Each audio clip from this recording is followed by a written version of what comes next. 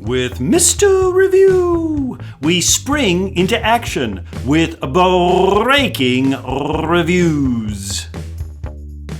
Hello, friends. I think, therefore I am. We're investigating our political ideologies and political beliefs. Say, last time we looked at how ideologies impact economic policy. Well, that was really interesting, looking at how conservatives and liberals, Democrats and Republicans are different when it comes to economic policy. Well, what about social policy? Well, just as liberals wanted hands-on the marketplace, liberals want hands-off when it comes to personal privacy. Listen, what I do in the basement of my home, a liberal would say, is my own business. This is why, for instance, liberals or Democrats might favor a little legalization of certain products, if you know what I mean. What I do in the privacy of my own home, what I do with my own body is my own choice. This is why, of course, Democrats are so ardent in their support for pro-choice policies.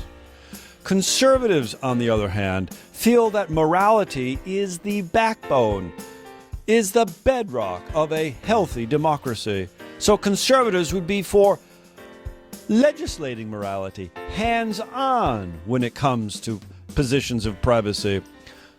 Conservatives, Republicans tend to be pro-life. Conservatives and Republicans tend to be in opposition of legalization of certain things, if you know what I mean. Well, you have a question about libertarians? Well, libertarians oppose any regulation, just about on anything. So libertarians can actually be found on both sides of the spectrum, liberal and conservative.